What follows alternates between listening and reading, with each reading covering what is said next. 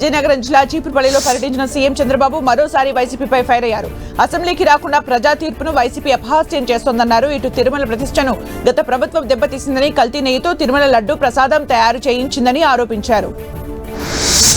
అనకాపల్లి జిల్లాలో పర్యటించిన మంత్రి లోకేష్ రాంబిల్లి మండలం సీతపాలెంలో Blue Jet health care private limited pharma కంపెనీకి శంకుస్థాపన చేశారు. ఉత్తరాంధ్ర అభివృద్ధిలో ఈ ప్రాజెక్టు కీలక పాత్ర పోషించనుందని మంత్రి లోకేష్ తెలిపారు. రాష్ట్రానికి కొత్త కంపెనీల రాకతో ఉపాధి అవకాశాలు పెరుగుతున్నాయన్నారు. ఏపీ నూతన సీఎస్ గా సచివాలయంలో పదవి బాధ్యతలు స్వీకరించారు సాయి ప్రసాద్. ఇప్పటి వరకు సీఎస్ గా పనిచేసిన విజయానంద్ నుండి బాధ్యతలు స్వీకరించారు. కొత్త సీఎస్ గా బాధ్యతలు స్వీకరించిన ఆయనకు టీటీడీ పండితులు ఆశీర్వచనం అందించారు. వివిధ శాఖల ఉన్నతాధికారులు ఆయన్ను కలిసి శుభాకాంక్షలు తెలిపారు.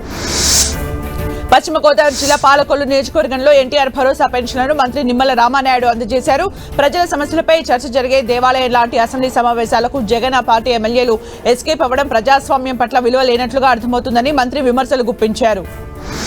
Eluru Indian Red Cross Society ప్రాంగణంలో పలు అభివృద్ధి కార్యక్రమాలకు శ్రీకారం చుట్టారు. MP Putta Mahesh Kumar Red Cross Society ఆధ్వర్యంలో తలసేమియా మరియు హిమోగ్లోబిన్ డయాగ్నోస్టిక్ ట్రాన్స్ఫ్యూజన్ సెంటర్లను నూతన భవనాల నిర్మాణానికి భూమి పూజ నిర్వహించారు. టీటీడీ పాలక మండలి సమావేశంలో కీలక నిర్ణయాలు తీసుకున్నారు. 5,456 కోట్లతో టీటీడీ వార్షిక బడ్జెట్ కు పాలక మండలి ఆమోదం తెలిపింది.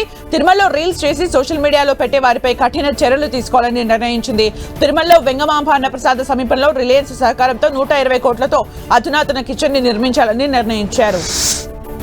తెలంగాణ మంత్రి కోమటిరెడ్డి వెంకటరెడ్డి విజయవాడలో పర్యటించారు. ఇంద్రకీలాద్రి కనకదుర్గమ్మ అమ్మవారిని దర్శించుకున్నారు. ఆలయానికి వచ్చిన మంత్రికి అధికారులు స్వాగతం పలికి దర్శన ఏర్పాట్లు చేశారు. దర్శనానంతరం పండితులు వేద ఆశీర్వచనం అందించగా ఆలయ అధికారులు అమ్మవారి తీర్థ ప్రసాదాలు అందజేశారు. డిప్యూటీ సీఎం పవన్ కళ్యాణ్ కార్యాలయంలోకి వ్యక్తి చొరబాటు ఘటనపై ఉన్నతాధికారులు చర్యలకు దిగారు. ప్రాథమిక విచారణలో భద్రతా వైఫల్యాలు కన్ఫర్మ్ కావడంతో సెక్యూరిటీ విభాగం నుంచి 5గురిని మాతృశాఖకు పంపించారు. రిజర్వ్ ఇన్స్పెక్టర్ బి పెంటారావు మరో 4 కానిస్టేబుల్స్ ని మాతృ విభాగంలో రిపోర్ట్ చేయాలని ఆదేశాలు జారీ చేశారు. ఇవాళ టైలర్స్ డే సందర్భంగా పశ్చిమ గోదావరి జిల్లా పెనుమంట్ర మండలం మార్చేరు పంచ గ్రామంలో కుట్టు మిషన్ సృష్టికర్త విలియమ్స్ హోవే జయంతి వేడుకల్ని ఘనంగా నిర్వహించారు. రెడీమేడ్ వస్త్రాల వల్ల తమ మనుగడ ప్రశ్నార్థకంగా మారుతుందని ప్రభుత్వం ఆదుకోవాలని టైలర్స్ కోరారు.